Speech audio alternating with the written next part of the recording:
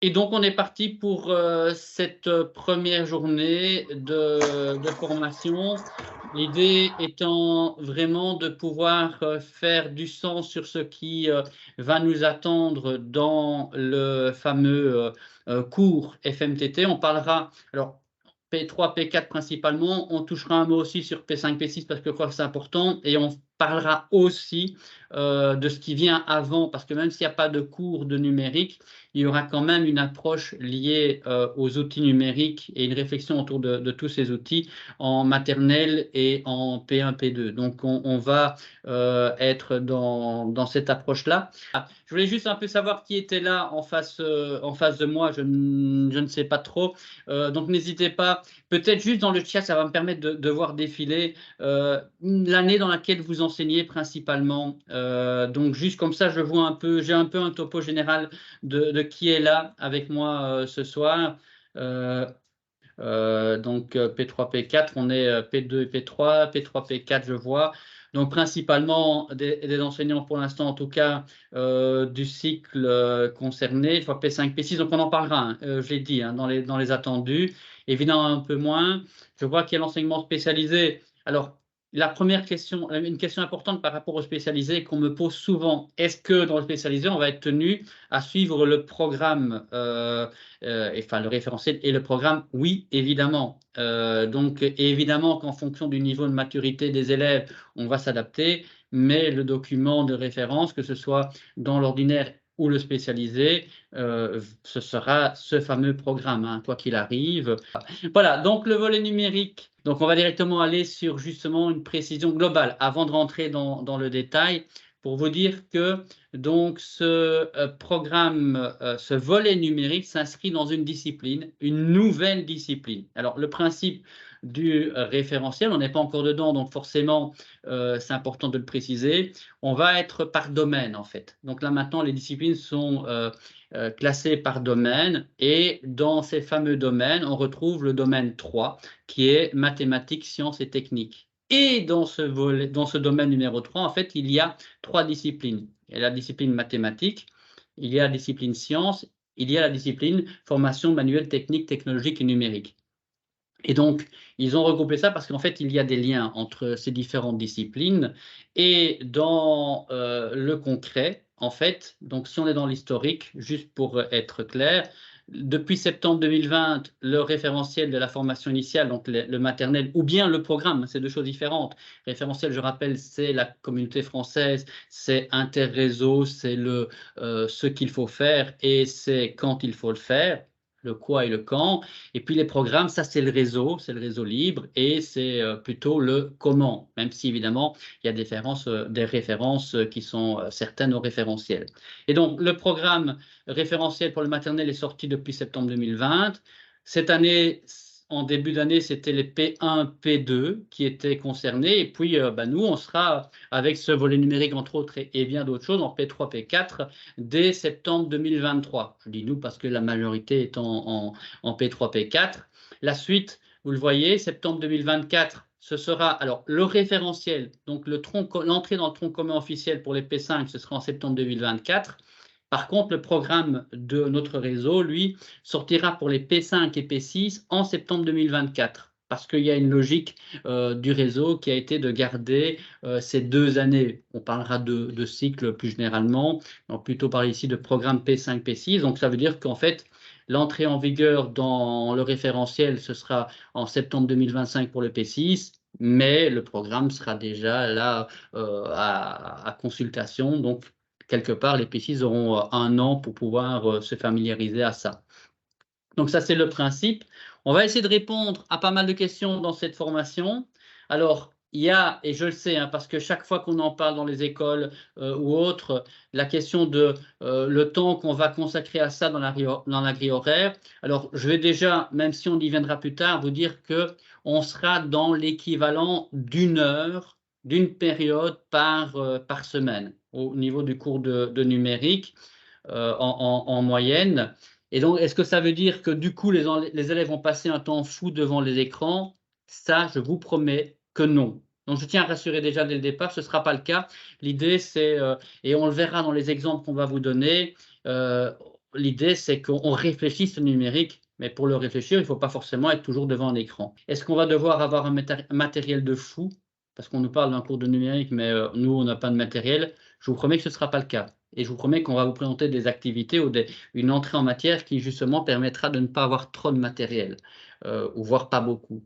Et le problème aussi qui est, et si on n'y connaît rien en informatique, parce qu'on nous parle de donner un cours de numérique, mais moi, j'y connais rien. Moi, les élèves en connaissent plus que moi.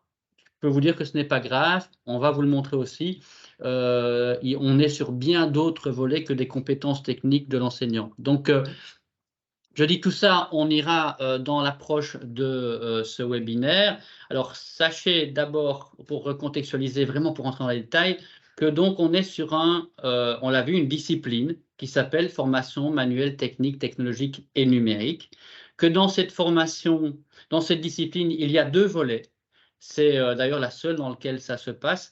Il y a à la fois le volet formation manuelle, technique, technologique, qui couvre de la maternelle à la S3, donc les maternelles P1, P2 sont déjà dedans maintenant. Alors vous voyez que le mot technologique est mis en italique, ce n'est pas pour rien, c'est en fait parce que tout simplement, pour les maternelles, ça s'appelle formation manuelle technique, et qu'à partir de la première primaire, on a rajouté la technologie avec. On ne va pas rentrer dans les détails maintenant, mais comme ça vous comprenez. Et donc on a ce volet numérique qui, lui, entre en vigueur, ça va être en septembre la toute première fois, entre en vigueur à partir de la P3, donc jusque la troisième secondaire.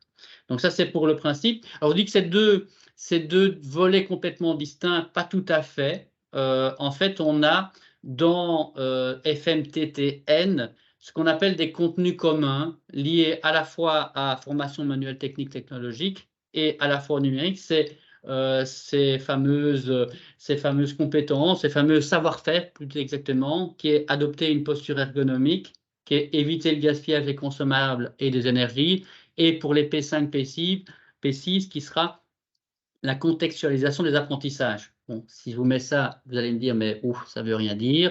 Donc, en fait, dans le programme, on va évidemment vous présenter différents outils pour aborder ça. Et par exemple, à partir de la P3, ça c'est une capture d'écran de ce qui sera proposé en P3, adopter une posture ergonomique.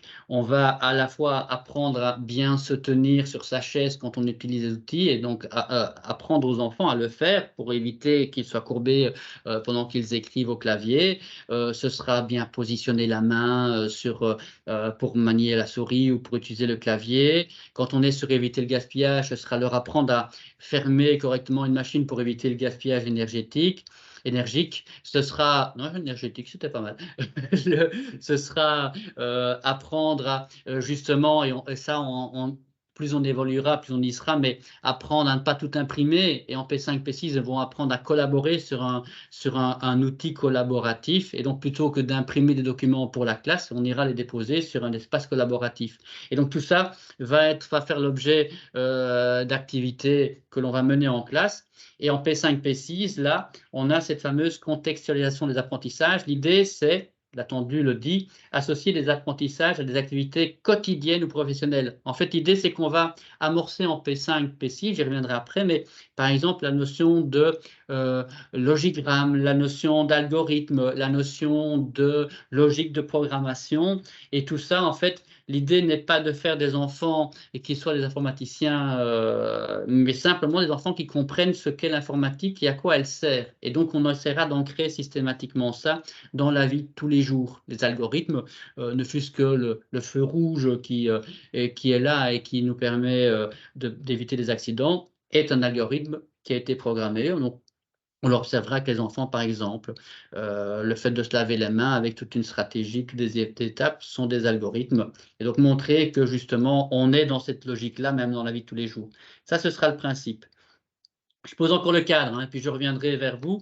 N'hésitez pas, je l'ai dit, à poser des questions si vous le voulez dans la conversation. J'y répondrai, c'est promis. Donc, en fait, ce volet numérique, il est basé sur deux documents. ça on parle au niveau du référentiel, donc du tronc commun. En fait, il y a d'un côté, vous le voyez, le fameux document à gauche qui est le DIFCOMP. Alors, c'est le cadre de référence européen des compétences numériques. L'idée, c'est que, en fait, le principe, je vais essayer de repérer, je vais revenir 2 secondes sur en caméra, comme ça on vous voit. L'idée, c'est que c'est un document qui a été utilisé par l'ensemble des pays européens. Il faut savoir que ceux de la Wallonie ne l'utilisaient pas en Europe, jusque maintenant. La Flandre y était déjà.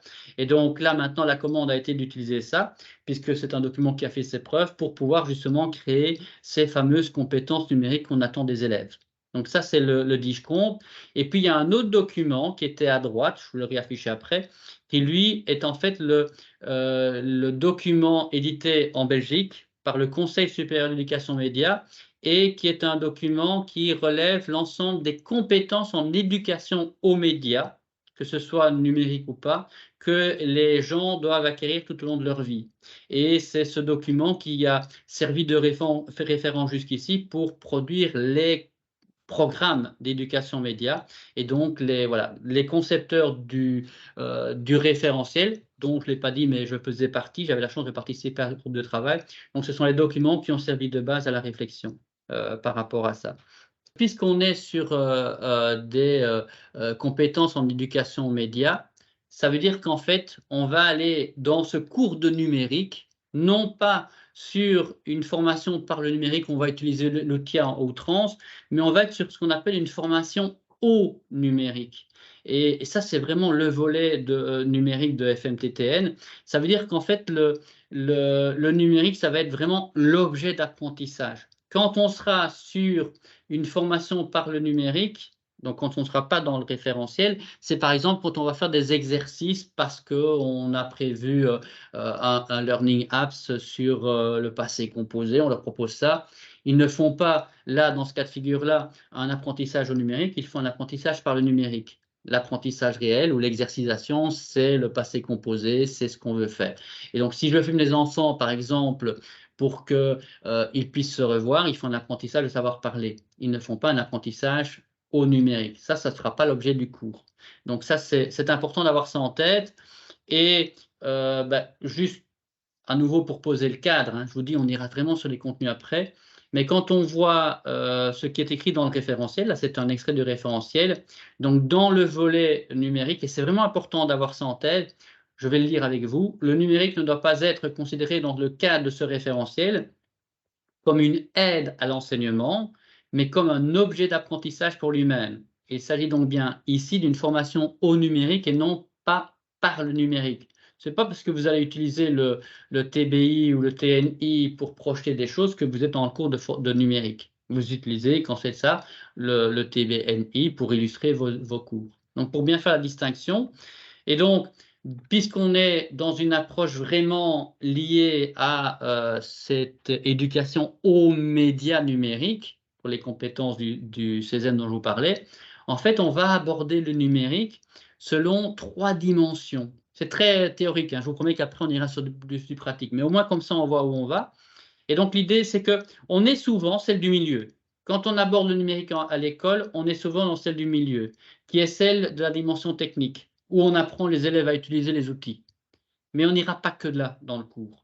Il y aura des apprentissages des outils. Par exemple, en 4e primaire, on va apprendre à utiliser des traitements de texte. Ça, ce sera une chose. C'est très technique. Mais à côté de ça, même dans le volet technique, on va aussi apprendre à déceler les outils qui ont permis d'utiliser, de créer des choses que l'on observe, ou bien on va amener les enfants à réfléchir les meilleurs outils dans la classe que pour produire des contenus. Parce qu'il y a des outils qui sont plus propices que d'autres. Dimension technique. Et puis, on a la dimension informationnelle. Là, des dimensions informationnelles, ce sera vraiment d'amener les élèves à comprendre comment les informations sont véhiculées dans ces médias numériques.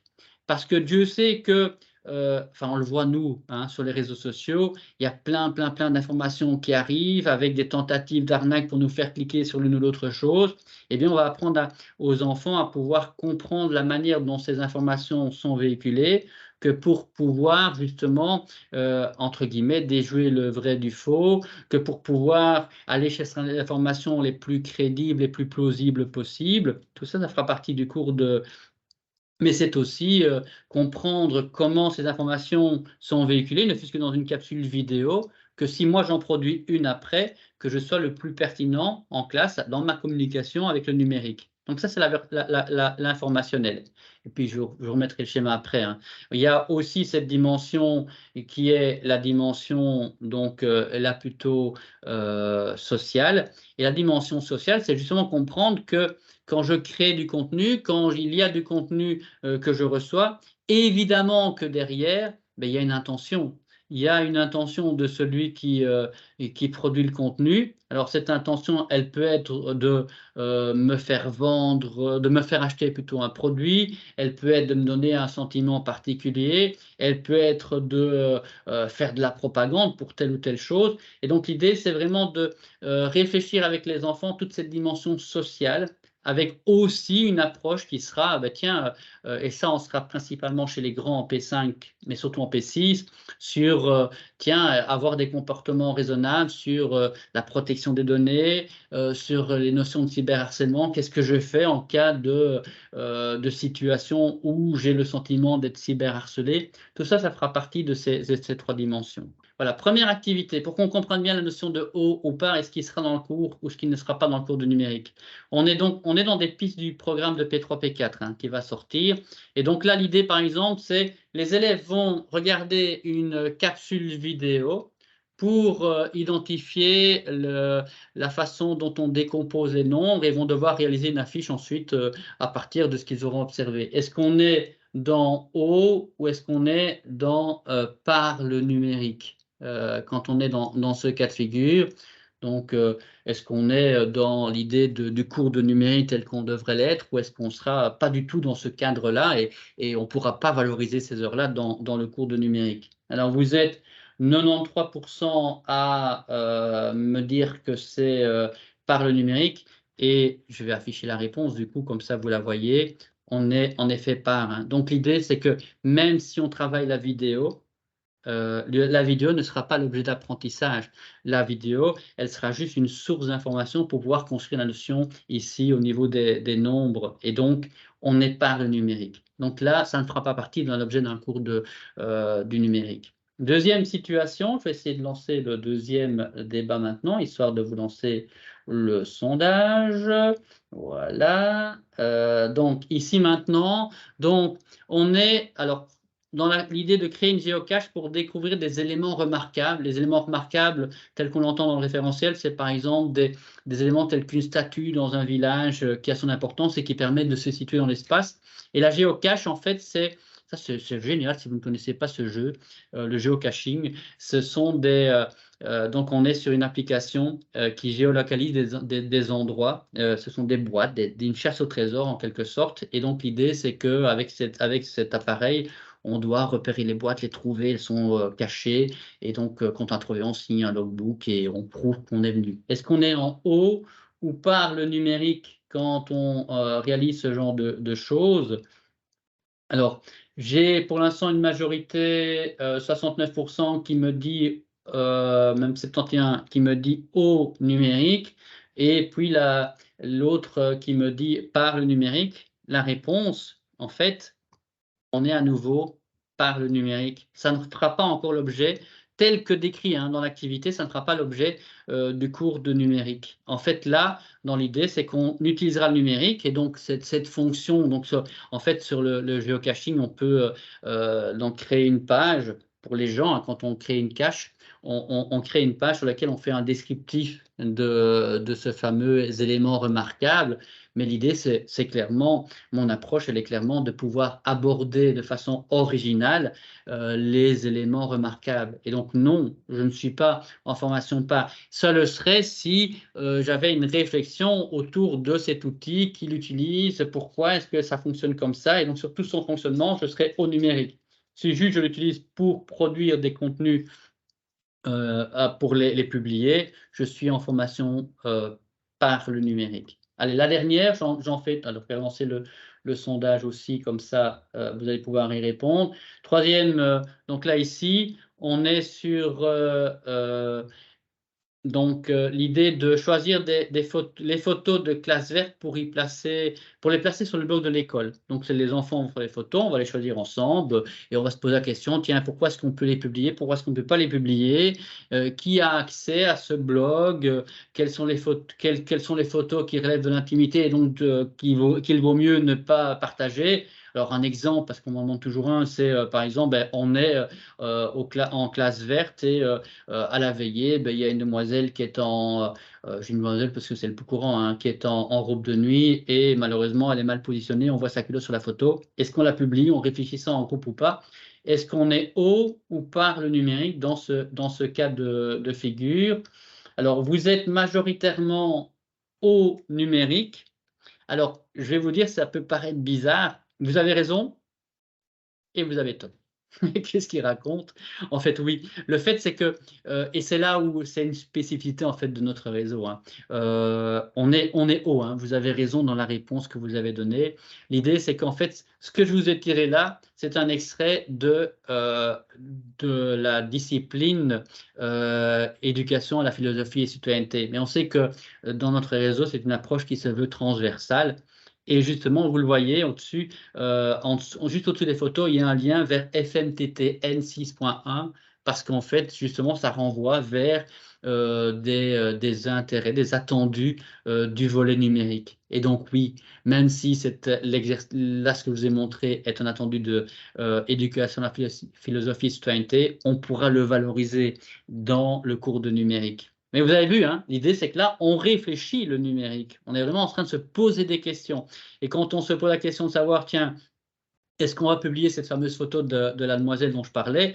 On est vraiment dans la dimension sociale du média, hein, qui a l'accès au blog aussi, tiens, qui va pouvoir le voir. Et donc, est-ce qu'on peut tout ou pas publier? Ça fait vraiment partie de ce cours et on le verra justement dans cette notion, par exemple, du droit à l'image qui sera abordée dans le cours.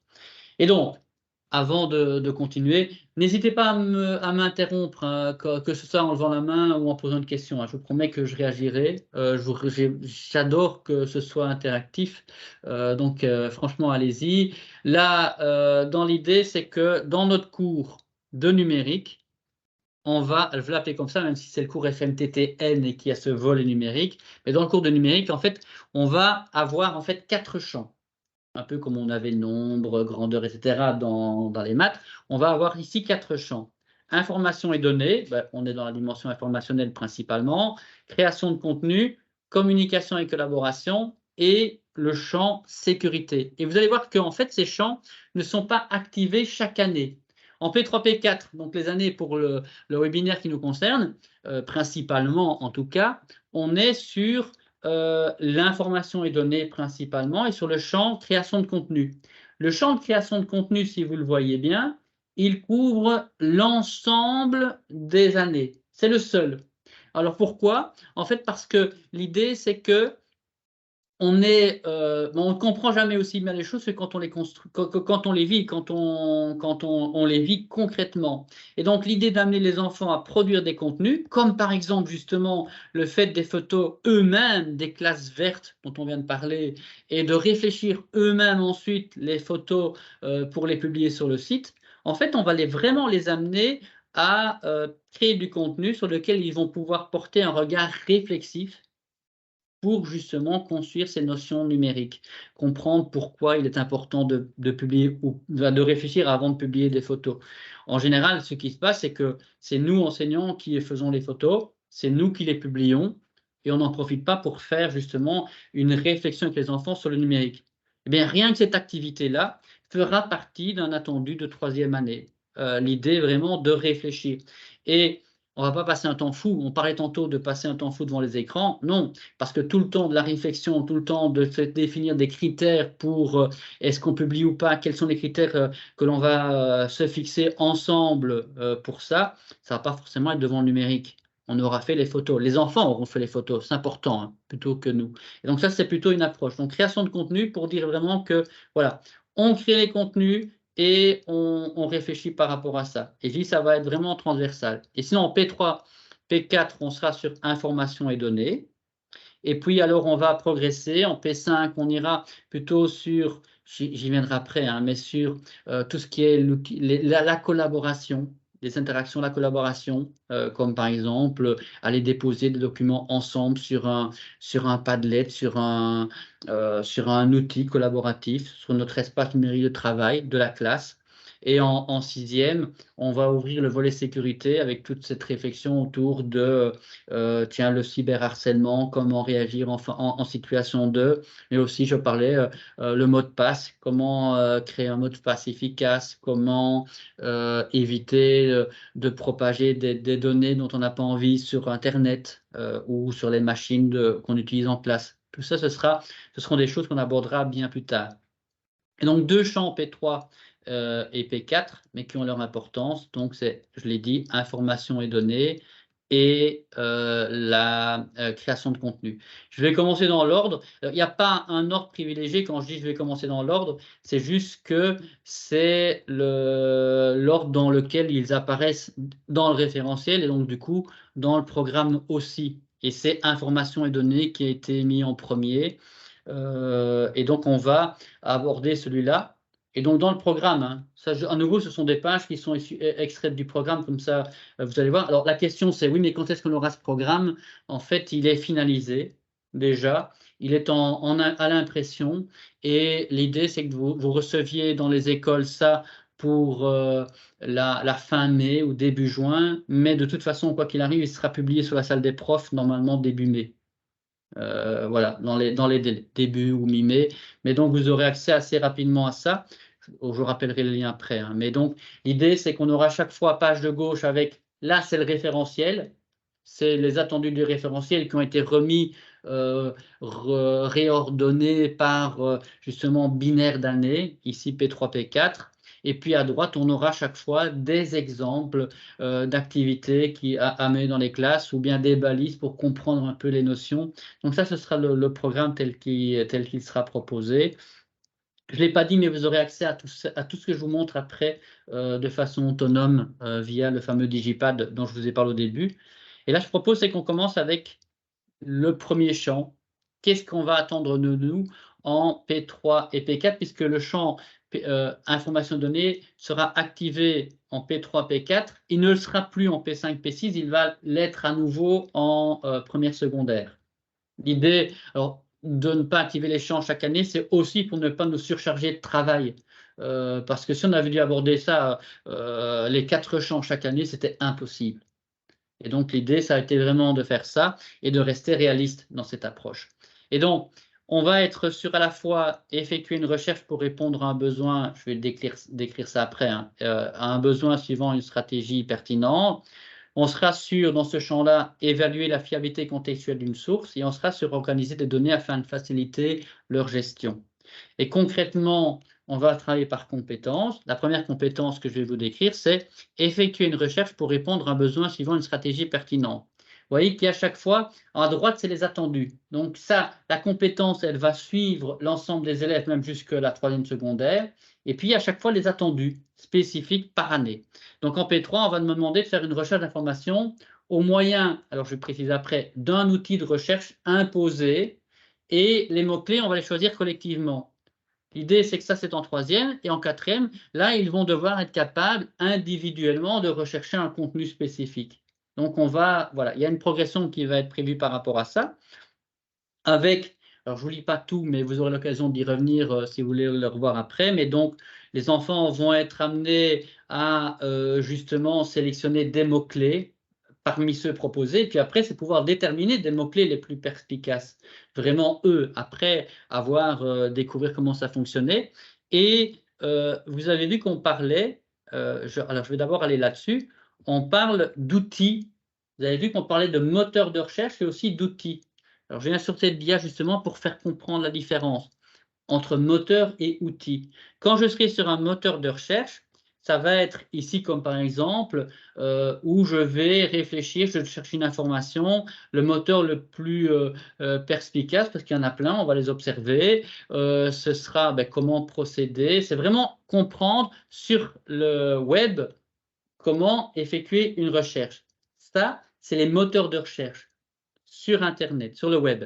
Par contre, on est sur un outil de recherche quand, et ça, tout ce que je vous montre là, ce sont des exemples qui seront dans le programme. On sera dans un outil de recherche quand on va aussi amener les élèves à utiliser, on ouvre un PDF, on va les amener à faire un savoir-lire, par exemple, au travers du document PDF qui est ouvert, et dans le document, il y a moyen d'avoir une loupe pour rechercher un mot spécifique. Tiens, où parle-t-on de ce mot-là?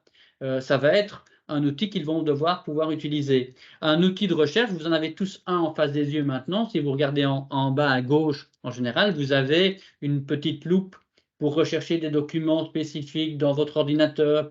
Ce sont des outils de recherche. Et par exemple, on va utiliser l'explorateur de l'ordinateur que pour rechercher un document spécifique. Ça, ce sont des outils internes de la machine. On en retrouve pas mal. Et donc, sinon, il y a, je l'ai dit, le fameux moteur de recherche. Et par exemple, en P4, on va leur apprendre à déterminer des mots ou des combinaisons de mots-clés pour effectuer une recherche avec des outils spécifiques par rapport à ça. Donc ça, ce sera pour la P4. Et pour P3, j'y reviens juste. Par exemple, dans ce volet, on aura aussi l'idée de comprendre une spécificité d'Internet. Et donc là, on a une représentation et essayer de comprendre comment ça fonctionne. Internet. Parce que c'est bien beau, on les amène à utiliser, mais qu'est-ce que c'est réellement? Et par exemple, tiens, je vais vous lancer le sondage, histoire de voir un peu. Et donc l'idée, lisez la question, vous allez y répondre, c'est quand je fais une recherche sur bien un moteur de recherche, est-ce que je suis, dans le sondage est en train de se lancer, voilà. Est-ce que je recherche sur le web? Est-ce que je recherche sur Internet ou alors on peut dire les deux? Il n'y a pas de souci avec ça. Quel est par exemple le vocabulaire que je devrais utiliser quand j'apprendrai ça à mes élèves en troisième et en P4? Donc, est-ce que je recherche sur le web? Est-ce que je recherche sur Internet? Ou alors, bon, on dit les deux et c'est bon. C'est un vocabulaire que les enfants vont devoir apprendre, hein. Ça fait partie du vocabulaire spécifique, puisqu'il y aura des savoirs aussi dans le volet numérique. Alors, j'ai pour l'instant, enfin je vous le dis, je ne sais pas si j'ai accès aux réponses, mais j'ai après une personne sur 4 qui me répond je recherche sur le web. J'ai 14% de personnes qui pensent que c'est sur Internet, et puis le reste, la majorité, on peut dire les deux. Alors, la réponse, honnêtement, je pense que elle est apparue. En fait, je ne fais pas une recherche sur Internet. Je fais une recherche sur le web. C'est vrai qu'on a tendance à souvent se tromper dans l'approche, et donc on va apprendre utilisant à faire la différence entre les deux. Oh mon Dieu, mais comment tu veux que je dise ça? Moi, je ne suis même pas au courant de la différence. La différence, c'est que en fait, Internet, c'est tout le système dans lequel on se trouve, votre boîte mail, votre cloud personnel, tout ça, c'est Internet. Les sites Internet, c'est Internet aussi. C'est un tout. Et en fait, dans ce tout, il y a des espaces qui sont consultables par l'ensemble, sur lesquels justement les moteurs de recherche vont aller chercher les informations. Des espaces qui sont accessibles par l'ensemble des personnes. C'est le web. Et d'ailleurs, on le voit hein, sur les sites, dans l'adresse, on a www, World Wide Web. Et donc, ça, c'est le web. Le web, c'est vraiment ce à quoi on a accès voilà, pour l'ensemble des personnes. C'est ce sur quoi va aller chercher les informations quand un moteur de recherche fonctionne. Le moteur de recherche n'ira pas chercher sur Internet les documents que vous avez été posés dans votre cloud, dans votre drive, ou n'ira pas chercher l'information dans votre messagerie. La différence, elle est là. Le web, c'est vraiment, entre guillemets, public. Internet, on est sur l'ensemble. Et donc ça, je dis, ce sont des notions qu'on va devoir faire comprendre aux enfants pour être sûr du coup. Je vous rassure, hein, je vous dis tout de suite, il y aura plein d'outils qu'on va mettre en place que pour vous permettre d'avoir ces notions-là, parce que vous dites là, ouf, il est en train de me dire des choses, moi, j'arriverai jamais à donner ce cours-là, qu'est-ce que tu veux, moi j'y comprends déjà rien avec cette notion-là. Je vous rassure, on ira vraiment sur ces découvertes. Voilà, je continue avec l'idée. Et donc, je vais vous présenter par exemple une activité. On a testé pas mal de choses et je vous dis, il y aura des outils, il y aura des fiches d'activité qu'on va vous proposer vraiment pour pouvoir gérer des activités avec vos élèves. Et là, par exemple, je vais mettre le focus sur une activité qu'on a vécue avec des élèves sur les moteurs de recherche. L'idée, c'était vraiment d'amener les élèves à non seulement utiliser des moteurs de recherche, comprendre comment ça fonctionne. L'idée, ça a été aussi, dans cette activité, de mettre un certain nombre d'élèves avec des livres. Ils ont dû faire une recherche sur les livres, un certain nombre d'élèves avec une recherche sur le net, et justement pouvoir comparer comment on a fonctionné dans la recherche, essayer de comprendre pourquoi, et c'est souvent le cas dans une première approche, pourquoi ceux qui avaient les livres ont trouvé plus facilement ou pas, hein. Donc on définit les stratégies et la deuxième approche était de découvrir des sites spécifiques, différents moteurs de recherche pour les observer. Alors on va juste écouter un extrait de retour de ce qui s'est passé. J'espère que le son va passer. Confirmez-le-moi, hein, si ça ne va pas. Et cette recherche sur Wikimini qui finalement est super intéressant et c'est une encyclopédie qui est assez facile à utiliser pour les élèves, quoi. Et je trouverais ça aussi intéressant peut-être d'aller sur les pages d'accueil de chaque moteur de recherche et de faire une recherche, la même recherche sur chaque moteur de recherche pour vraiment voir les différences aussi, parce qu'on se rend compte qu'il n'y a pas le même nombre de résultats, on se rend compte que les propositions sont différentes, etc. Donc je trouve que ce serait intéressant à faire en plus. Voilà, c'est juste une illustration, hein. Vous aurez ça en fait dans des outils qui plus tard, je vous montrerai un lien avec vraiment toutes des réflexions de ce qui a été vécu. Vous avez entendu Wikimini par exemple, qui est un moteur de recherche intéressant pour les enfants. Et je vous donnerai les liens enfin et dans le fameux Digipad. Mais donc, voilà, activité qui a été vécue, très intéressante et qui montre que c'est à la portée des enfants. Alors, l'idée, c'est que on n'a pas fonctionné, nous, avec tous les enfants en même temps devant les ordis. C'était par groupe. On n'avait pas assez, dans le test qu'on a testé là, il n'y avait pas assez de machines pour l'ensemble. Et donc, on a plutôt fonctionné par des groupes tournants, des ateliers, en fait, hein. Euh, alors, je continue et puis vous allez voir justement que l'idée, c'est même dans les activités, on n'est pas forcément en train d'utiliser du matériel informatique. Donc ici, évaluer la fiabilité d'une source. Donc ça, c'est une autre compétence qui va être attendue. Là, on est plutôt en P4 avec l'idée, c'est alors pas dire si un site, si une information est vraie ou fausse. On n'est pas capable, même moi, bien souvent, je me fais leurrer. Non, c'est plutôt de dire, apprendre aux enfants à questionner la fiabilité et se poser la question, est-ce que ça paraît fiable ou pas, et apprendre à avoir des astuces pour justement décoder cette information. Je sais qu'il en tourne pas mal, hein, sur Internet. On l'avait encore dernièrement avec le pape en doudoune et plein de gens qui ont relayé cette information parce qu'ils la croyaient vraie. Donc, apprenons à nous poser des bonnes questions. Et donc, l'idée, c'est par exemple dans l'activité, là, on nous voit un retour d'activité, et là, on n'est pas du tout. L'activité que je vous présente, c'est une activité numérique qui a duré, on va dire, cette fameuse période de cours, et pourtant, les enfants n'ont absolument pas utilisé le numérique. Et donc, l'idée, c'est que là, on leur a proposé quatre activités. À nouveau, vous y aurez accès, hein. On leur a proposé quatre documents issu de un ours sur Mars. Je ne sais pas si vous avez vu là dernièrement et on parlait de ça, hein, cette silhouette d'un ours sur Mars. Et donc, l'idée, c'est que on leur a proposé quatre documents. Un tiré de Facebook avec ses publications. On ne leur dit pas, hein, c'est Facebook évidemment, mais eux vont près l'observer. Euh, on avait un autre document qui venait d'un blog, le blog qui vous dit tout, un ours sur Mars avec tout un tas d'infos.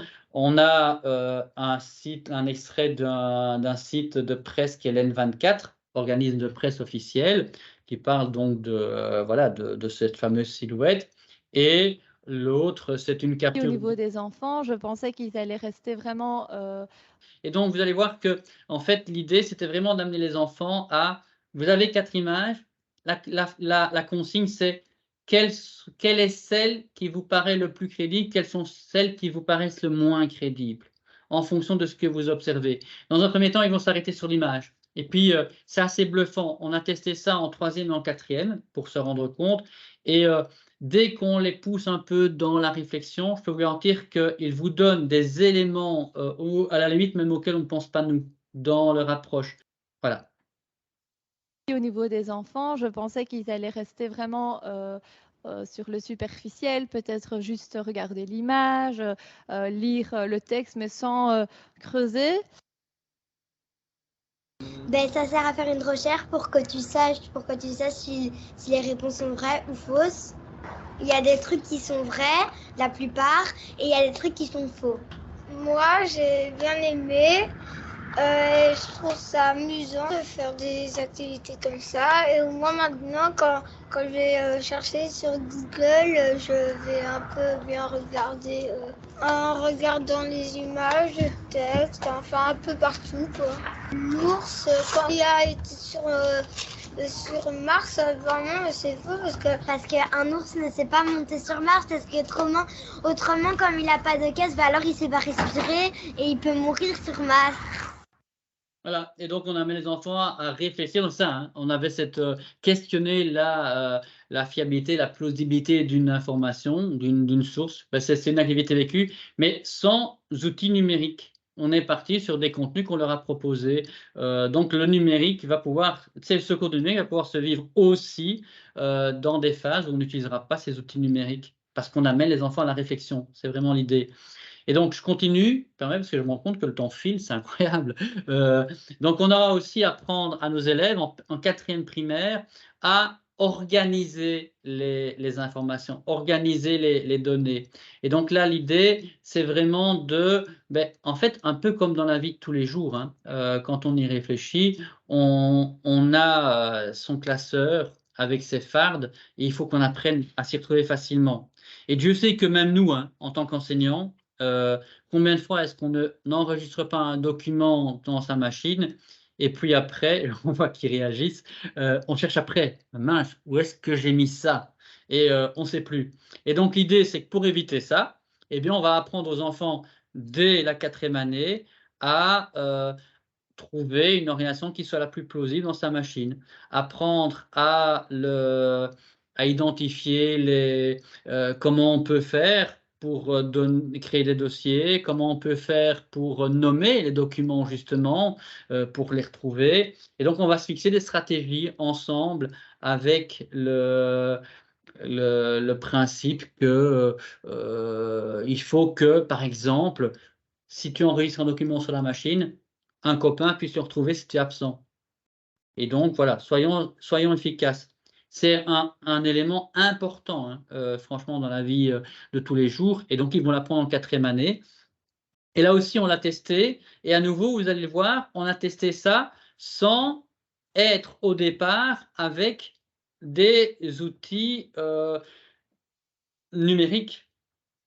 La première approche, elle est avec des outils papier, des outils fonctionnels. Alors, l'exemple ici, ce sont des fards. On a remis des fards, des noms de dossiers aux élèves et ils devaient décider d'une organisation de ces fameux dossiers en comprenant comment on allait faire, en définissant une stratégie. Donc voilà, vous voyez les classeurs, ils ont dû les nommer. C'est eux qui ont défini cette stratégie à partir voilà, de ces languettes, de ces étiquettes. Après, on est allé sur un outil numérique via une application pour pouvoir un peu gérer, faire des exercices. Mais la première approche, elle était hors numérique. J'ai beaucoup aimé quand on avait classé les dossiers parce qu'on ne savait pas du tout quoi faire et après on a tout de suite compris qu'il fallait les ranger ordre par ordre. Moi j'ai un peu appris beaucoup de choses dans le travail. Par exemple, pourquoi ça s'appelle classeur et pas autre chose. J'ai tout aimé, sauf j'ai pas trop aimé quand on faisait avec l'ardoise parce que c'était un peu dur. J'ai appris dans les disques durs, il y a les dossiers et dans les dossiers, il y a les sous-dossiers et dans les sous-dossiers, il y a les fichiers. Ah, et l'organisation. Et moi, avant, je savais pas que mon ordi avait un disque dur. Il faut pas que ça soit en bordel. Ou sinon, on ne sait pas où sont les feuilles ou les dossiers. À un moment donné, on a compris que le fichier allait dans le sous-dossier et que le sous-dossier allait dans le dossier. Du coup, à un moment donné, on a compris et ça a été beaucoup plus facile. L'activité était ultra cool. Voilà, c'est ultra cool. Et pourtant, je le dis, à part, on voit l'image là où à la fin, ils ont fait un petit exercice via la tablette. Tout le reste, c'est passé sur papier. Et ils ont fait plein d'approches par rapport à ça. Et donc, à nouveau, est-ce que j'ai besoin de beaucoup d'outils numériques pour pouvoir faire ce cours de numérique? Vous voyez, dans ce cas de figure-là, non, c'est pas un essentiel en fait. Alors, au niveau de l'organisation des données, on ira aussi, mais on sera dans le volet collaboratif en P5, puisqu'il y a les gens de P5 et P6 aussi. On ira là dans l'idée de travailler, mais plutôt sur l'organisation des données en ligne, et donc via cette ENT. Alors, la question de Déborah, qui est d'où proviennent toutes ces activités, en fait, je vous en parlerai après. Ce sont des activités qu'on a créées, testées, on les a réajustées et elles seront disponibles en fait pour l'ensemble des enseignants à partir de la date officielle, parce qu'il y a une date de lancement, ce sera le 17 avril via la salle des profs. Vous aurez accès à tous les documents qui sont là, tout, vous pourrez télécharger, imprimer, donc, et le lien sera dans le fameux document dont je vous parlerai aussi. Donc, voilà, je ne vous présente pas des choses pour vous faire baver, je vous présente des choses que vous allez réellement pouvoir utiliser après dans vos classes. Mais c'est important, hein, c'est une bonne question d'ailleurs, Déborah. Donc, création de contenu, le deuxième volet. Là, j'ai dit, il va couvrir l'ensemble des années. Et donc, juste une parenthèse pour dire, tiens, on parle de P3 et les autres classes maternelles P1, P2. En fait, l'idée, c'est que là, on est vraiment clairement avec des attendus spécifiques. Avant ça, on sera dans ce qu'on appelle les visées transversales, les domaines 6, 7 et même 8. Et donc, l'idée, c'est que on a dans ces visées, par exemple, dans la visée transversale 3, le fait de développer l'esprit critique des élèves. On a dans ces visées transversales l'idée de produire des contenus multimédia, et ce, dès la maternelle. Et donc, on va les amener justement à cette réflexion. Et même si on parlait tantôt de l'idée du droit à l'image à partir de la P3, P4, cette idée de droit à l'image, on va la travailler à travers les visées transversales dès la maternelle, en amenant justement les élèves à produire, à avoir des réflexions par rapport à ça. Bon, il y a des formations spécifiques hein, pour ça en maternelle P1, P2, donc je ne vais pas rentrer dans le détail maintenant, mais c'est pour dire que c'est parce qu'il y a un cours à partir de la P3 qu'on ne va pas utiliser les outils numériques et qu'on ne peut pas avoir cette réflexion à partir de la maternelle et de P1, P2. Mais donc, à partir de P3, il y a un attendu. Et donc là, en P3, on va produire et traiter des contenus multimédia. Alors, c'est évolutif, hein. P3, ce sera principalement l'image, on sera sur le multimédia ensuite, on ira sur la vidéo proprement dite. Enfin, tout ça va être progressif, je vais vous le présenter. On ira sur travailler le traitement de texte en 4e primaire. On va travailler le traitement de texte, essayer de comprendre comment ça fonctionne dans ses fonctions de base. On va être sur concevoir un algorithme, ou là des gros mots. Alors, ce n'est pas pour le P3 et pour le P4, ce sera pour P5, P6. Concevoir un algorithme pour résoudre un problème simple ou concevoir un programme pour résoudre un problème. Alors, dans la base, juste pour ne pas faire trop peur ceux de P5, P6 qui sont là, on va être plutôt dans une réflexion et sur la construction d'une logique de programmation. On ne va pas être sur de la programmation dure. Mais je vous promets que j'y viens dans quelques instants. Et donc, si on est en P3, P4, dans les productions de contenu, on a l'idée, en tout cas en P3, de produire, vous le voyez, un contenu médiatique simple. Alors, quand on dit simple, ça peut être un son simple, avec le dictaphone ou avec la tablette. Ça peut être donc une image, ça peut être une photo, ça peut être une vidéo simple dans laquelle on ne va pas faire des montages, mais on fait allez, on présente par exemple un tuto et on décide de faire ça du début à la fin sans devoir faire des pauses. Parce que là, les élèves vont pouvoir être à la manœuvre parce que c'est eux qui vont pousser sur le rec et c'est eux qui vont faire arrêter. La vidéo est construite. On est donc sur du contenu simple. Et alors, si on est sur l'idée de contenu et de, par exemple, produire une image, vous allez me dire, une photo, tous les élèves de 3e savent en faire une. Il ne faut pas venir avec ça, hein, ça ne sert à rien de venir là-dessus. Oui, mais on n'est pas que sur juste faire la photo. On l'a dit, on va aborder ça sous l'angle de 3 dimensions. Et par exemple, si on est sur l'idée de faire une photo, on doit bien prendre conscience que quand je fais une photo, il y a une intention, il y a un message particulier que je veux faire passer et qu'on ne va pas faire la photo n'importe comment, justement. Et ça, je vais vous montrer une activité après qui va amener à cette réflexion. Donc, ce n'est pas juste allez, les enfants, faites la photo et puis on les publie. Non, on va vraiment être sur cette réflexion. Quand on parlait du volet social, ben à nouveau, on y revient. Hein. L'idée de les enfants une photo et on va les réfléchir ensemble à savoir lesquels on peut mettre, lesquels on ne peut pas mettre. Tiens, pourquoi est-ce qu'il y a, quand on va voir sur Internet, il y a des visages floutés? Qu'est-ce que c'est? Pourquoi ils y sont là? Et donc tout ça, c'est des questions sur lesquelles on va poser par rapport à l'image. Donc c'est pas juste dur, faire une photo, je pousse sur le bouton, c'est fini. C'est vraiment réfléchir tout ce qu'on appellera la littératie médiatique qu'il y a autour de la création de cette photo. Parce que quand je produis une photo, j'écris. Je suis vraiment en mode d'écriture avec, je vais ne fût-ce que déterminer le cadrage, déterminer ce que je veux montrer ou pas, m'approcher parce que zut, il y a des crasses et j'ai pas envie de les montrer. Il y a des doués comme ça quand ils vont des appartements pour éviter de vous montrer les côtés qui sont pas beaux. Et bien donc on va le vivre pour comprendre qu'on peut manipuler aussi même les images. Ça, ce sera un principe. Alors, PowerPoint est considéré comme contenu. En fait, oui, dans l'absolu, donc je réponds à la question de Marie-France, c'est un type de contenu sur lequel je peux aller. Maintenant, est-ce que c'est un contenu simple? Je ne dirais pas ça. Par contre, là où on va être, par exemple avec PowerPoint ou d'autres outils, hein, en 6e année, on va avoir un objectif qui est que les élèves puissent construire un support qui va appuyer leur discours. On fait une élocution pour faire simple en 6e primaire. Et l'idée, c'est qu'en général, on leur demande de faire une affiche pour appuyer leur discours. Eh bien, à partir de la 6e primaire, une fois qu'ils seront dedans, ça va être fini cette affiche. Ça n'a pas de sens en fait. Hein. On est en train de préparer les enfants à leur monde de demain. Dans leur monde de demain, une affiche, ils n'en feront jamais une quand ils vont parler. Par contre, un peu comme je le fais, mais là maintenant c'est mode numérique, mais si j'étais devant vous, j'aurais un support, je suis en train de vous projeter un support numérique. Eh bien, on va apprendre aux enfants à faire.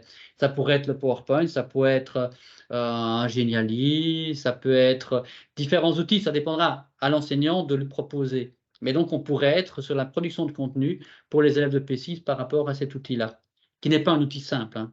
C'est pour ça que je ne le mettrai pas en 3e et 4e, par exemple. Au niveau de. Par contre, le Book Creator, je vais vous montrer un exemple dans quelques instants, en est un pour ceux et celles qui connaissent. Celles et ceux, il faut commencer par les dames, il faut être poli, pardon. Et donc, dans les activités pour la production de contenu, on est sur donc utiliser les fonctions principales. Donc, par exemple, je le disais, c'est l'exemple qui est là, et c'est une qu'on a testée et on donnera justement les fils d'activité. C'est, tiens, j'ai ce fameux Book Creator. C'est un outil qui permet de faire des livres numériques. Et donc, à vous de créer ce contenu. Alors, ça peut paraître compliqué à la base. Je peux vous dire que pour l'avoir testé, les enfants ont pris le logiciel en main pendant 10 minutes pour les plus rapides, un quart d'heure pour les plus lents. Et puis après, ils se sont lancés vraiment dans cette construction de contenu. Alors, j'ai encore une petite vidéo pour vous montrer un peu ce qu'ils retournent.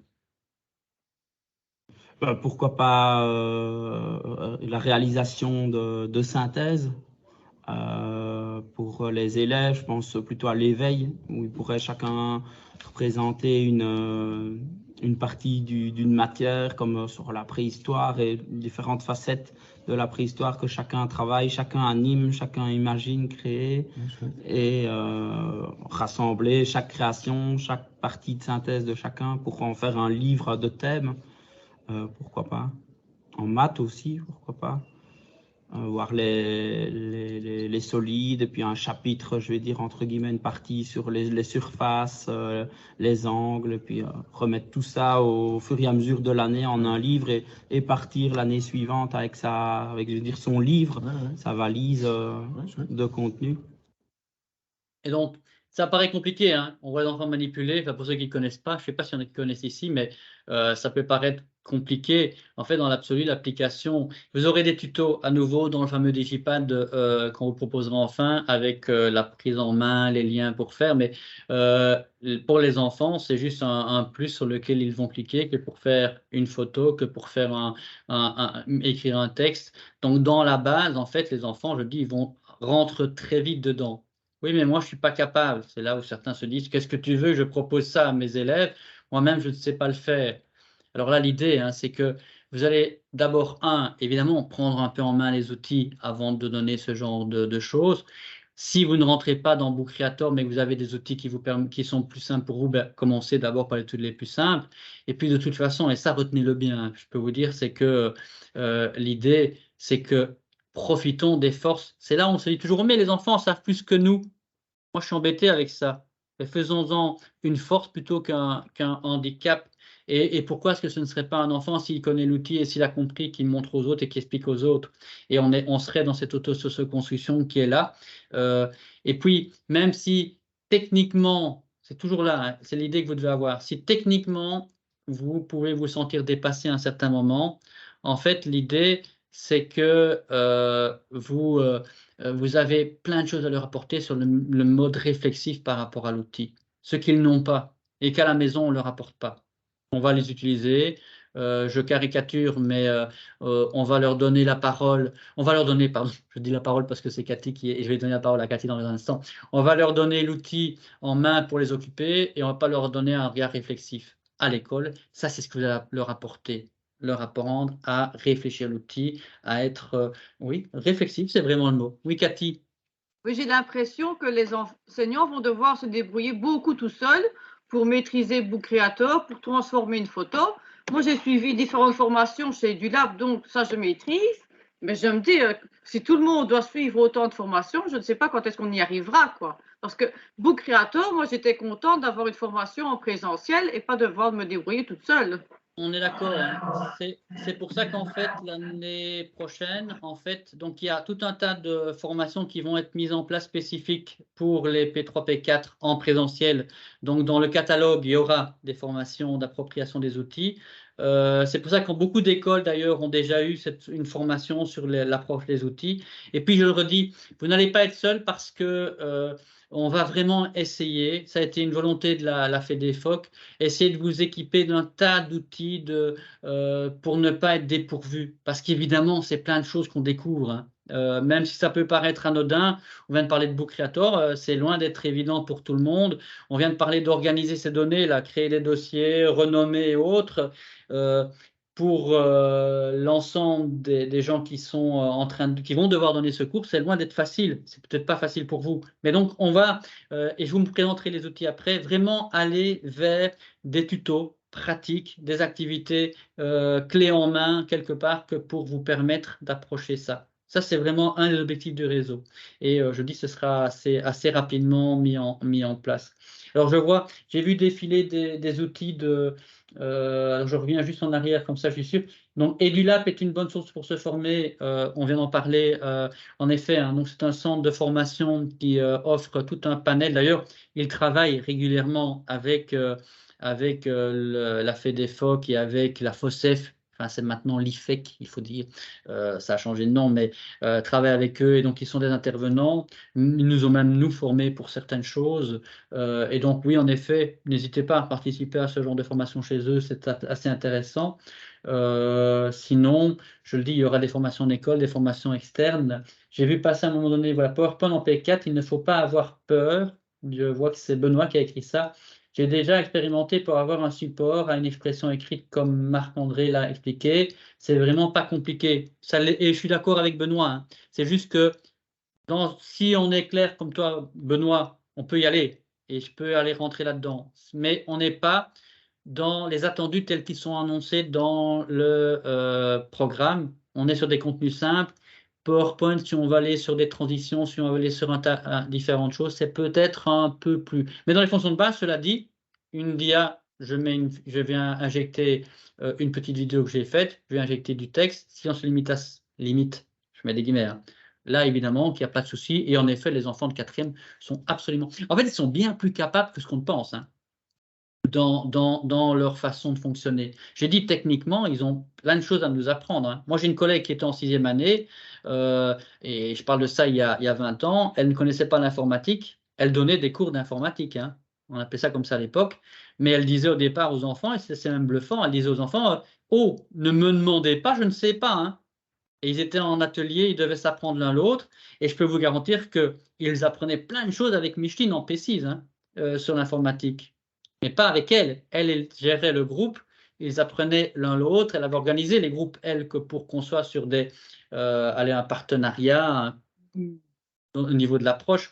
Et donc, c'est certain qu'il va peut-être falloir aussi changer notre fusil d'épaule par rapport à ça. Et donc, en effet, hein, je vois ici Déborah qui écrit que les élèves sont très intuitifs avec le numérique. Ils le sont bien plus que nous.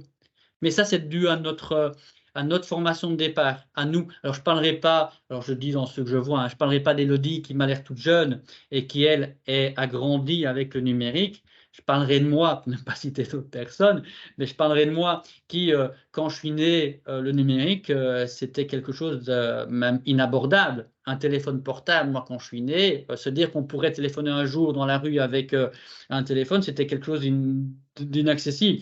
C'était l'an 2000 qui arrivait, c'était la science-fiction, quoi. On y est. On est même plus que ça, on a maintenant un smartphone dans nos mains. Et donc, forcément, nous, c'était tellement, je dis nous, notre génération, c'était tellement des outils qui n'étaient pas accessibles que, en fait, on a été conditionné par nos parents en disant touche pas à ça, tu vas le casser.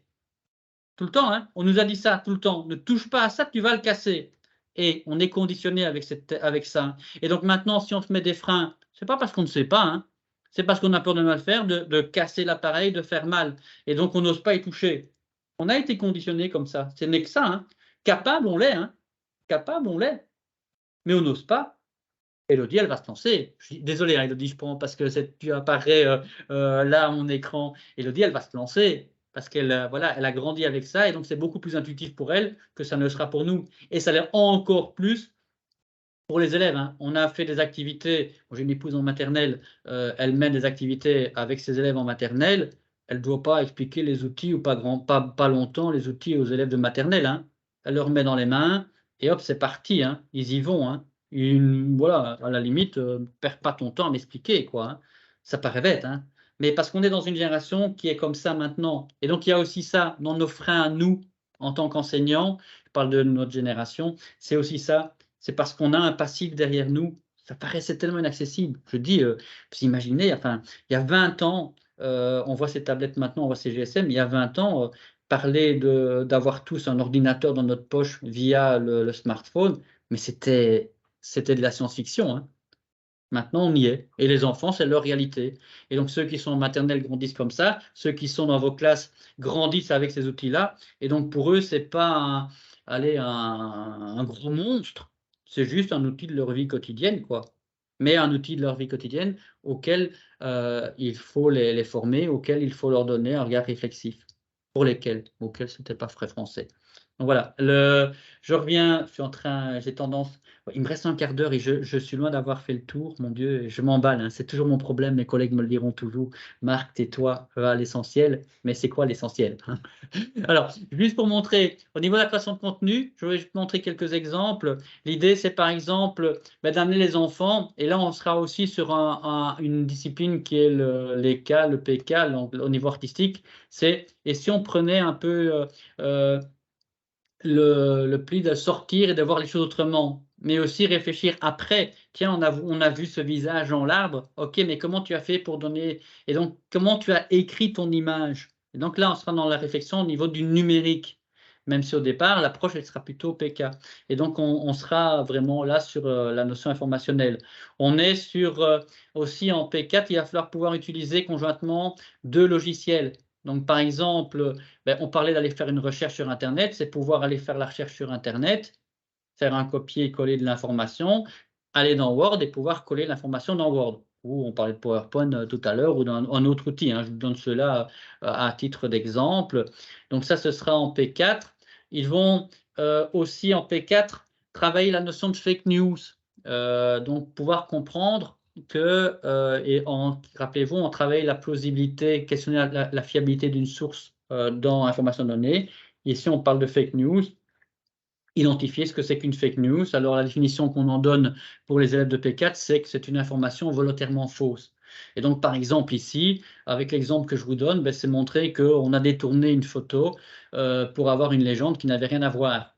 Ou, par exemple, celle-ci, alors je comptais vous demander d'être créatif par rapport à là et de m'inventer, de me donner la légende de cette photo. Dans un premier temps, ben, c'est on va dire, voilà, il se nourrit d'un poisson. Et puis, on pourrait dire, tiens, on va s'amuser avec les élèves, juste pour comprendre qu'on peut détourner des images de leur message premier et se dire, ben non, voilà, par exemple, et on va s'amuser à créer des choses humoristiques. Juste ça. Prendre le temps de prendre conscience qu'on peut détourner des messages et qu'en fait, là, c'est sur le ton humoristique, mais ça pourrait ne pas l'être. Et on serait là, du coup, sur une fake news qu'on utilise. Il y en a plein qui circulent dans les médias. Et donc, prendre conscience de ça, c'est chouette. Alors, je vais sur une autre activité. Désolé, j'accélère un peu parce que je me rends compte que j'ai dépassé. Mais la création de contenu, par exemple, on a une activité ici où les enfants ont... donc, ils ont tous reçu, ils étaient par deux. On a testé en P3 et en P4. L'idée, c'est que chaque duo d'élèves a reçu une légende. La cour de l'école est propre. La cour de l'école est sale, ou bien c'est le local nos classes sont grandes, ou nos classes sont petites, ou bien la porte de l'entrée de l'école est fermée, la porte d'entrée de l'école est ouverte. Donc chaque fois, tout est son contraire. Et les enfants ne savent pas ce que les autres ont reçu dans un premier temps. Et ils sont amenés à aller faire la photo. Et puis, la seconde étape, une fois que tout le monde a fait la photo, sur tablette, c'est facile. Hein, et à nouveau, il ne me faut qu'une tablette pour ça, ou un appareil photo numérique. Une fois qu'ils ont fait les photos, en fait, on va les montrer aux enfants et on va essayer d'identifier à quelle légende correspond quelle photo. Et alors après, un intérêt derrière, c'est que, donc là, on est en français quelque part, hein, c'est l'interaction entre le verbal et le non-verbal. Et puis là, on va passer dans un cours de numérique, c'est leur faire prendre conscience que c'est quand même bizarre, quoi. Il y avait des photos qui devaient montrer que la cour de l'école est propre, et en effet, la photo montrait que l'école était propre, la cour de l'école était propre. Or, la même cour montrée par d'autres élèves où ils devaient montrer qu'elle était sale, ils ont montré qu'elle était sale. Donc, pour leur faire comprendre qu'en fonction de l'intention, mais ils l'ont vécu concrètement, hein, en fonction de l'intention, forcément, on oriente son discours. Et on a écrit cette photo en fonction de ce qu'on voulait dire. Et donc, parfois, on peut tricher. Quand je disais, la demoiselle, il y a une demoiselle, on va écouter dans l'exemple, qui devait faire la porte d'entrée de l'école est parfois ouverte. C'était ça, sa consigne. Et évidemment, quand elle est arrivée, la porte d'entrée de l'école était fermée. Elle a dû l'ouvrir. Quand on en a discuté avec le groupe après, qu'elle a expliqué la façon dont elle a fait sa photo, on a pu expliquer, et oh, vous avez vu, elle a triché sur le contenu de la photo. Ça veut dire que concrètement, ils l'ont vécu. Et donc, vous voyez, si elle l'a fait, ça veut dire que dans les photos qu'on voit, il faut parfois se méfier et donc aller sur d'autres sources parce qu'on peut aussi avoir triché pour montrer la réalité qu'on voulait. Et donc, c'est ça l'éducation numérique. Et à nouveau, il ne m'a pas fallu énormément d'outils pour le faire. Hein. Je dis, un appareil photo numérique ou une tablette si j'en ai. Hein. Alors, je montre vite ici le retour des enfants.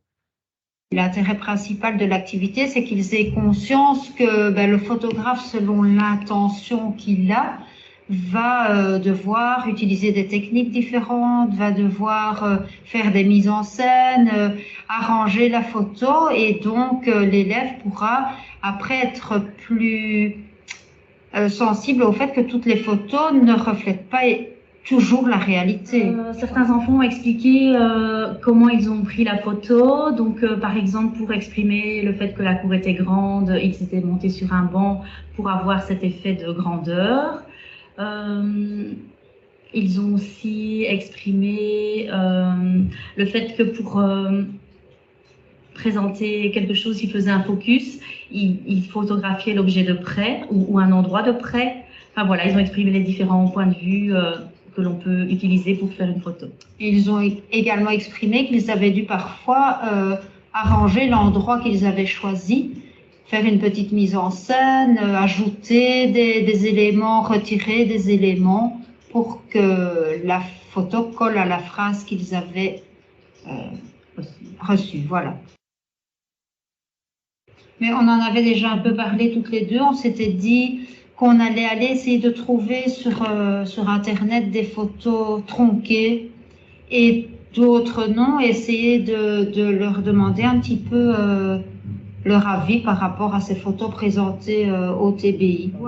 Voir en fait si les photos ont été travaillées dans une intention précise, voir si elles ont été truquées, voir où se trouvait le photographe quand il a pris la photo, notamment par exemple les photos où on voit quelqu'un qui se positionne comme ça et où on voit la tour Eiffel en tout petit, des photos retravaillées au niveau du visage par exemple, et des photos en fonction de la prise de vue, donc en gros plan ou en petit plan.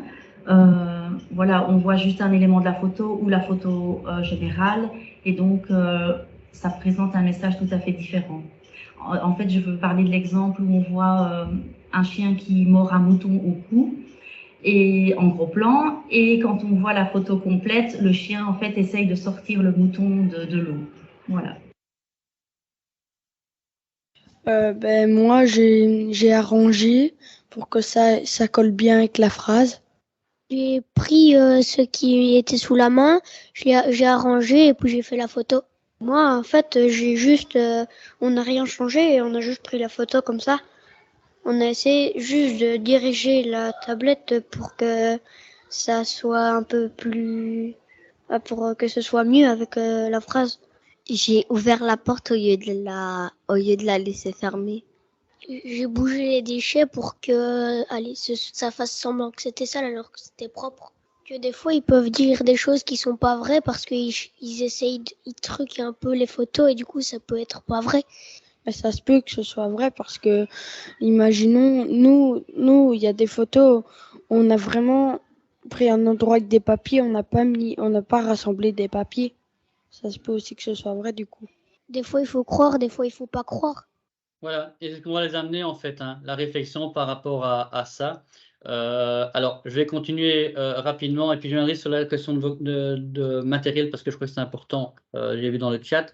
Mais donc, l'idée, c'est, on va donc travailler aussi sur le droit à la propriété, ils vont aller chercher des informations sur Internet, mais c'est aussi important de savoir ce qu'est cette notion, cette fameuse notion de droit à l'image, puisque on va publier des photos qu'on a produites, donc on va réfléchir à ces notions-là. Je vais avancer un peu parce que j'ai pris vraiment beaucoup de retard. Donc, l'idée, c'est, je disais au niveau du traitement de texte, d'aborder cette idée de traitement de texte à partir de la 4e année pour pouvoir réaliser tout un tas de choses spécifiques. On les voit, par exemple, dans le deuxième cadre, P4, utiliser les fonctionnalités, donc couper, copier, coller, changer le format de caractère, dans la police, le style, etc. Donc, il y a tout un tas d'attendus qui sont là déterminés par le référentiel qu'on va apprendre à nos élèves. Là, on est clairement dans une approche technique, hein, mais qui va leur faciliter la tâche forcément après, puisque on va les amener de plus en plus à produire des contenus qui seront dactylographiés. Donc, il y aura tout un tas d'activités qui vous seront proposées à nouveau dans le programme, mais aussi dans les fiches qu'on va proposer pour ça. Il y a par exemple une activité toute bête, mais ça, je faisais ça avec mes élèves, ça date, hein, les amener à taper Anaïs a mal à la tête. Et je peux vous dire que quand ils savent taper ça, ils maîtrisent déjà bien le clavier. Donc c'est un petit exercice qu'on leur proposait. C'est par exemple remettre en forme un document pour la poésie qu'on fait pour la fête des mamans. C'est donc un texte, allez, remets-le en forme et essayer de comprendre pourquoi c'est important justement de le remettre en forme. Alors, je ne vais pas faire le focus malheureusement sur l'activité, vous l'aurez via les liens, mais on a testé. Donc, à nouveau, l'idée, c'est que dans la première approche, ils étaient face au clavier, mais on avait aussi un support pour le dressing synthèse sur les différentes fonctions. Et donc, ça aussi, vous aurez accès à ces documents où donc ils devaient tester, copier, coller, donc avec à la fois donc forcément le support numérique qui était là, mais aussi un outil papier. Donc, on n'est pas que sur du numérique quand on approche le numérique. Donc, je ne vais pas vous montrer la vidéo, malheureusement, je n'ai pas le temps. Mais, et donc, en P5, P6, juste pour faire court, on va vraiment être sur produire des supports numériques de présentation. Donc, c'est ce que je disais, en fait, hein, en P6, pardon. Donc là, avoir son document plutôt que son affiche numérique pour présenter son allocution dans la classe. Caricature, hein, mais ou alors, et donc en P5, ça va être produire un document sonore et ou vidéo. Ce sera par exemple utiliser Audacity, pour ceux qui connaissent, qui est un programme de traitement de son, que pour faire voilà, une interview et puis d'aller faire des découpes dans les éléments qui sont des éléments perturbateurs, il y a eu du bruit ou il y a une question mal posée. Ils vont faire du montage audio en P5, par exemple. Je dis Audacity, mais il y a d'autres outils pour le faire. Et en P5, en création de contenu, donc je parlais des fameux algorithmes Logigram. Donc c'est vraiment l'approche de tout ce qui est le code, de tout ce qui est la logique de programmation. Et progressivement, on va aller dans la complexité par rapport à ça. Et ils vont être amenés à utiliser des outils. Alors d'abord, dans un premier temps, ce sera à vivre avec tous ces sens. On va leur donner Ils vont devoir créer des consignes pour se déplacer dans un quadrillage, par exemple, qui est posé sur le sol, et puis progressivement à un vocabulaire le plus concis, le plus précis possible, qui en fait est une progression vers cette logique de programmation et le vocabulaire qu'on va donner ou les logiques qu'on va donner à la machine que pour faire fonctionner. Et là, on sera sur des outils comme Scratch, par exemple, pour pouvoir utiliser. Et donc, là, en 5e, il va y avoir, et je vais très vite, ça c'est vraiment pour que vous ayez une idée, on va être sur vraiment tout ce qui est la communication et la collaboration. Ils vont apprendre à communiquer, à s'envoyer des messages, par exemple, que ce soit par la messagerie ou par le NT, à s'envoyer des pièces jointes pour pouvoir les écrire. Ils vont pouvoir partager sur un contenu. Donc, imaginons un document sur le Drive et qu'ils vont compléter ensemble, ou une carte heuristique, donc qu'ils vont devoir compléter ensemble en ligne, ou alors aller compléter un Padlet parce qu'on fait une recherche d'informations et chacun, on va l'organiser, aller mettre les informations que l'on veut. Donc, ils vont devoir faire ça en 5e. En 6e, c'est là où on va vraiment être sur toutes ces logiques de sécurité, pas avant. On peut l'aborder, mais c'est là où on a les attendus en P6 sur prévenir tous les risques relatifs à la protection des données. Justement, qu'est-ce que je dois faire? Je parlais du mot de passe tout à l'heure. Quand j'ai fini, est-ce que j'enregistre un mot de passe quand je suis occupé sur une session de l'école, par exemple? Oui, non, pourquoi? On va les amener à ça dans le volet sécurité. Et puis, vous le voyez, prévenir et limiter les risques de déséquilibre social et psychologique de la personne. C'est par exemple, tiens, apprendre les bons comportements. Tu es victime de cyberharcèlement, qu'est-ce que tu fais? Qu'est-ce qu'un cyberharcèlement? Et donc, toutes ces logiques qui vont être abordées en 5e. On aura le temps d'y revenir, puisque c'est l'année prochaine, l'ouverture en P5, et puis P6, là, ici, dont on parle, c'est dans 2 ans, en fait. Et donc, est-ce qu'il y aura... Alors, la question, je vais y répondre parce que malheureusement, on n'a pas le temps, mais est-ce qu'il y aura une ou un prof d'informatique? Est-ce qu'il en faut un dans les écoles? C'est souvent ce qu'on se demande. La réponse est, alors à cette question-là, sûr et certain, non. Parce qu'en fait, ce ne sera pas un cours d'informatique. Le cours d'informatique tel qu'on l'entend, c'est plutôt travailler sur ordinateur mais on est bien au-delà, vous l'avez vu, on est aussi sur une réflexion liée aux outils. Ce n'est pas un cours d'informatique. Maintenant, est-ce qu'il faut un prof d'informatique, un prof de numérique spécifique dans la classe? Alors, à chacun sa stratégie. Mon point de vue est que, alors vous allez en faire ce que vous voulez évidemment, mais mon point de vue, il n'y a pas que le mien, mais l'idée c'est que vous l'avez vu sur la création de contenu, et donc on va être amené à produire des contenus, par exemple, pour dresser une synthèse qui vont nous permettre aussi de réfléchir sur cette synthèse. Elle va être construite par exemple en français, sur le cours de français ou le cours de mathématiques. Et donc si moi, je peux rebondir sur différents attendus disciplinaires autres que cela pour venir faire une réflexion autour du numérique, ben c'est tout gagné. Si je suis moi seul prof de numérique, à certains moments, je vais avoir du mal à pouvoir rebondir sur ce qui se fait dans ma classe sur d'autres disciplines. Et donc, oui, c'est possible. Est-ce que c'est l'idéal d'avoir un prof de numérique? Pas forcément. Maintenant, rien n'empêche, si moi je ne me sens pas capable, de pouvoir travailler à deux, et on est dans ce cycle, on a le co-enseignement qui est en train de se mettre en place aussi pour gérer ce genre de choses. Donc ça, c'est une des questions. Alors, une autre question, je ne vais pas l'afficher, mais et si on n'y connaît rien en informatique, ben, ça nous vaut la même chose. On en a déjà parlé pas mal. Je sais qu'il y en a qui se posent la question, hein, et donc c'est, tiens, est-ce que ma collègue ne pourrait pas à un moment donné, est-ce qu'on ne pourrait pas partir de la classe et est-ce qu'on ne pourrait pas fonctionner dans ce système de co-enseignement où tiens, tu prends mes élèves et tu amènes cette réflexion avec les élèves, ou bien on regroupe les deux classes et on travaille par atelier. Ça, ce sont des stratégies qu'il va falloir mettre en place. Parce que, je dis ça parce que je l'ai entendu dans une école où j'étais dernièrement. Oh, moi, non, hein, ne comptez pas sur moi, je ne fais pas ça. Hein. Le problème, c'est qu'il faut bien avoir conscience que c'est un cours. Et donc, c'est dans le programme. Et donc, je n'ai pas le choix, en fait. Alors, l'idée, c'est pas que moi, je le donne forcément. L'idée, c'est que mes élèves aient ce cours. Et donc, à moi de m'organiser que pour que les élèves l'aient. Mais à partir de l'année prochaine, en P3 et en P4, pas question de dire non, je fais l'impasse sur ce cours-là. Ça fera partie du cursus des élèves. Alors, donc une autre question qui arrive souvent, je fais les questions-réponses, c'est plus facile. Hein. Moi, je veux bien à nouveau, et c'est là où on était sur le matériel.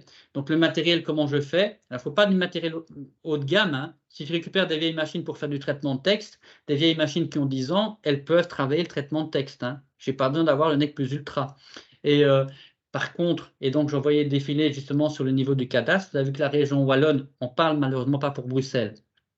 En région Wallonne, on a donc un nouveau plan d'équipement qui s'est mis en place. Les directions d'école ont rentré un cadastre pour pouvoir justement cibler leurs besoins en fonction des réalités de l'école. L'idée étant que les écoles recevront un budget de 15 000 € par implantation pour pouvoir acheter du matériel. L'idée étant justement que il y a ces cours qui vont devoir se donner et il faut pouvoir équiper les écoles en fonction de ça. Ça ne voudra pas dire qu'il faudra acheter un ordinateur pour chaque élève à nouveau. Hein. J'ai 4 ordinateurs, je fonctionne avec un système d'atelier, je pourrais donner mon cours de numérique et donner en 4e l'approche du traitement de texte, par exemple. Et donc, j'aurai 15 000 € à dépenser sur 5 ans dans des phases, donc je ne rentre pas dans les détails. Hein. À Bruxelles, malheureusement, pour l'instant, on se bat pour que ce soit plus le cas, mais le système n'est pas mis en place. Allez savoir pourquoi. C'est assez aberrant.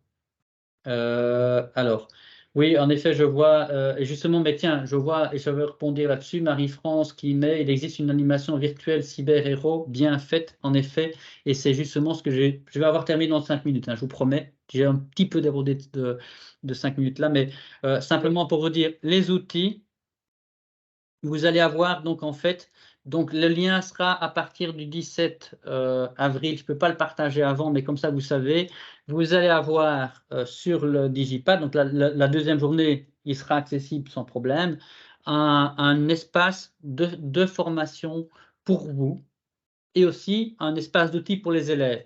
Et donc, l'idée, c'est que vous allez avoir un parcours apprenant avec les différentes compétences. Alors, pourquoi C7 et pas C1? C'est parce qu'en fait, il y a FMTT qui prend les compétences 1 à 6 et puis numérique, puisque c'est un cours, les compétences 7 à 11 pour P3, P4. Avec chaque fois, l'idée que vous aurez une vidéo explicative sur les contenus. Qu'est-ce qu'on entend par? Vous aurez des petits exercices à faire vous-même, que vous pourrez même proposer, pourquoi pas, à vos élèves après, mais donc pour bien comprendre. Et en fonction de ça, vous aurez un code, donc c'est une sorte de petit jeu. Et à chaque fois, vous aurez aussi accès, donc les fiches que je vous ai présentées là, les activités et d'autres, vous y aurez accès via cet espace qui est là. Et donc, vous n'aurez qu'à télécharger la fiche. Allez, les différentes images, par exemple, vous téléchargerez et vous pourrez aller dessus sans problème. Et donc, on aura voilà, des fiches très détaillées qui seront aussi placées sur la salle des profs très rapidement pour vous outiller avec des vidéos qui vont pouvoir vous dire un peu, c'est les enseignants auront testé, hein, ce seront des fiches qu'on aura testées en classe. Et donc, le site de la salle des profs sera aussi fortement alimenté d'outils qu'on est en train de mettre en place dans un groupe de travail. Je peux vous dire qu'on travaille d'arrache-pied pour l'instant. Ce sera P3, P4 dans un premier temps, puisque c'est l'urgence, entre guillemets. Et puis après, on fera les mêmes outils pour P5, P6.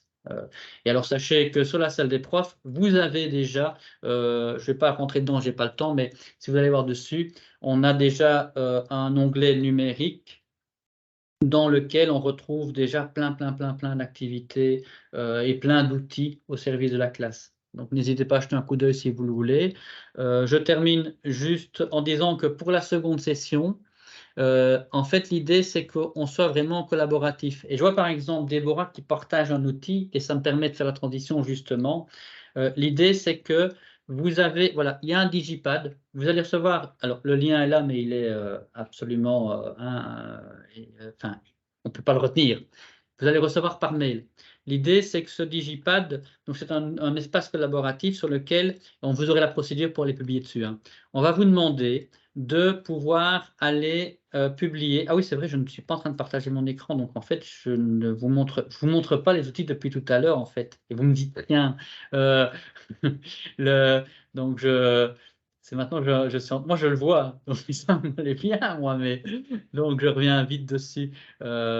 Donc d'abord, les outils, c'est ce que je disais, vous allez avoir donc le parcours avec les différentes compétences et à chaque fois, donc la vidéo, à chaque fois les exercices à faire, à chaque fois donc l'outil pour aller vers à la fin on va dire quoi, une banque d'outils variés et vous aurez à chaque fois donc les fiches d'activité, c'est ce que je disais, et donc les fiches d'activité qui sont déposées sur la salle des profs. Je remonte juste les visuels comme ça vous avez vu. Et donc la seconde session, le digipad avec ce fameux lien qui est là.